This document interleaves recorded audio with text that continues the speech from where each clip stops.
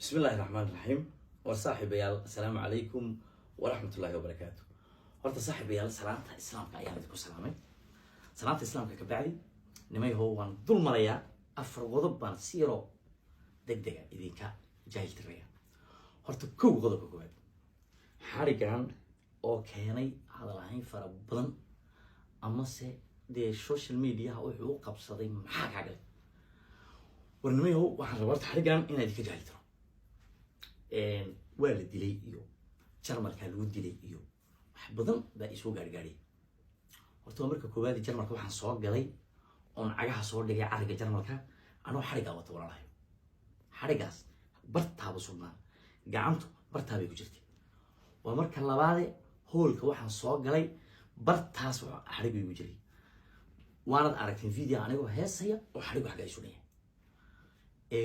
ninka ragii goorta la dilo haddana baxay xariga soo qaatay de idinka ka sheekeyn doona oo de macnaheeda yaraan xarigaas oo xagaa soo sugnaa.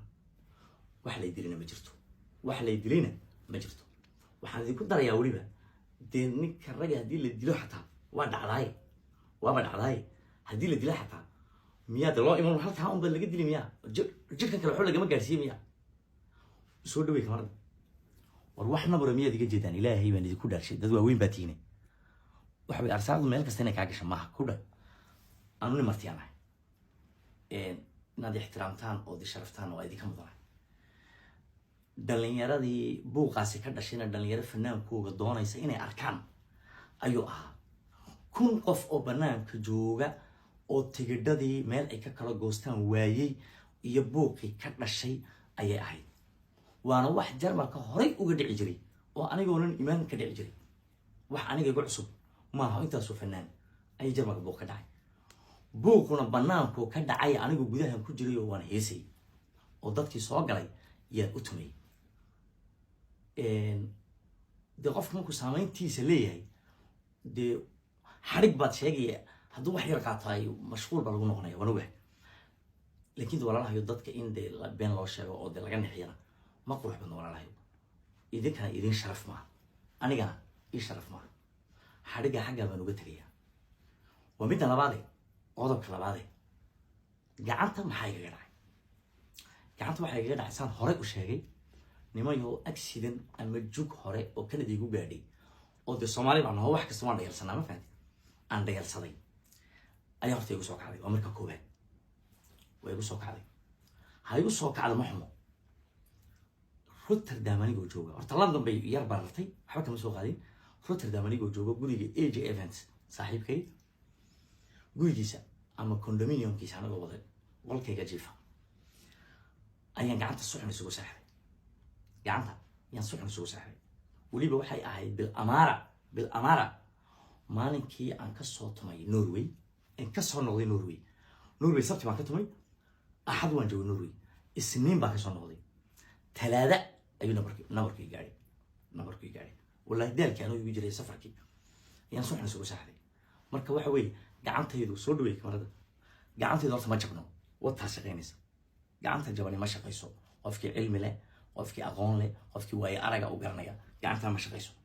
gacantaydu ma jabno waa kala bax halkan bay ka baxday. laftii garabka gelaysay ayaa halkii ka dhaqaaqday ma fahantay. kabacdi qalitaan waa inaan galo si baloomadii adkaynaya loogu xidho. Rotterdam waana ku galaya qalitaan maalinka arbacada.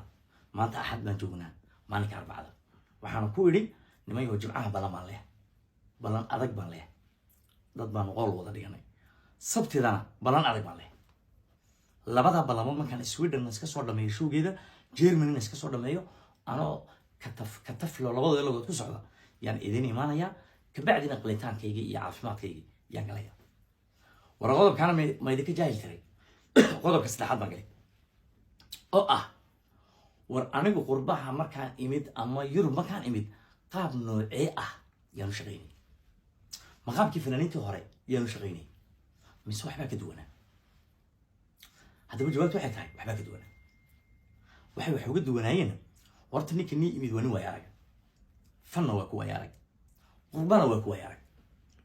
hadalkaygu ma dhaca qurbana waa ku waay arag oo de niman badan oo maanta qurbaha dee jooga markaan de anu Canada baa shaaligay ama se aan Toronto jooga showyo ku dhigayay ilaahay baan ku dhaartay xataa doonta may soo raacin marka waxa weeye nin qurbana loo dhuuman karo maaha ninkan yimid waa nin fartaad qortaan idinla qoray anigoo ingiriiska joogo waxay u dheel buu ahaa war hadalka dhigta fura dheel buu ahaa waxay dheelna waxaa gali kara oo showga fanaanka u dhigi kara markuu fanaanku dheel ku shaqaynayo qof lacag haysta qof aan lacag haysan dheel ma gali karo waxay u dheel buu ahaa heshaya weydaya kaa burburiya lagu soo geliya laguma soo gelina aanu intaasaan rabaa bay ahayd barnaamijkii london anigoo joogay boqolkiiba 50 qaatay barnaamijyadeeda boqolkiiba 50 markaan halkan imid in cagaha soo dhigay showba intaan dhigin waxay wanaystay war hadalkaygu ma dhaca transaction ba waxay ku sii qataan waxaygu cirka lagu kala qaatay wax dhulka lagu kala qaatay barateen cirka waxay lagu kala qaatay war markaa ma dhacay waa midda saddexaad ee fanaan kasta lama siiyo dheelka fanaan la hubo inuu lacagta soo saarayo iyo ka badan oo lagu kalsoon yahay yaa dheelka loo ogolaada ilaahay baan iga dhigay warwarkaygu ma dhacay taana halkaygu xigta qodobka afraad baan ii sheegay why qaylada inta leeg why fanaan bil in ka yar ba imid Yurub bil in ka yar buu joogaa why qaylada inta leeg why jaqaaqadan why barnaamijyada inta leeg ana niga jawaab ninkii Afrika joogow ma fahmi kartid ninkii Yurub joogow waad ila fahmaysaa war meeshan leef baa lagu bartay horta warkaygu ma dhaca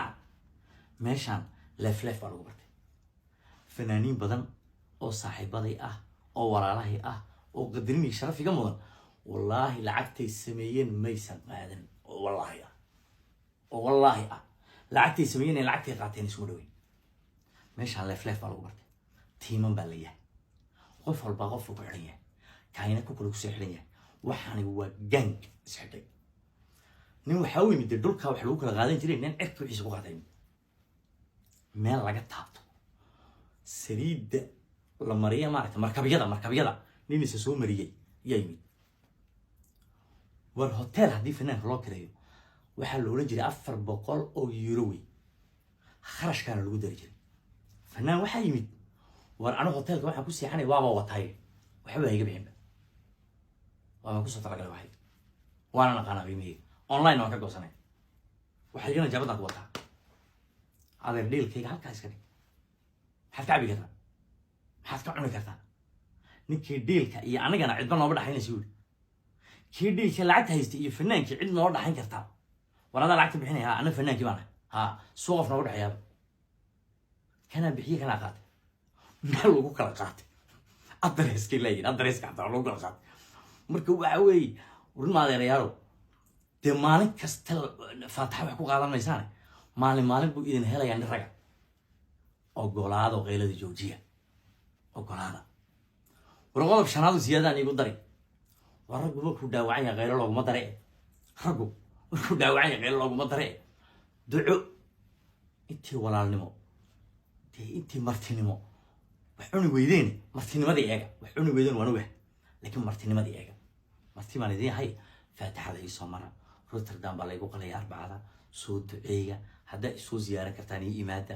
nin walaalkiin ah oo fanaan ah oo idinkoo jirin oo magac lahayn jiray oo magac lahaa oo wali soo taagan kuwii hore wax la cunay kuwa dambe wax la cunay kuwa soo socda wax la cunay oo meelba u socon yaa yimid kowda Rotterdam baa lagu qalaya war haddaad nasabnimo iyo gobonimo sheeganayso iska jooji waxaas ii kaale ina soo duceey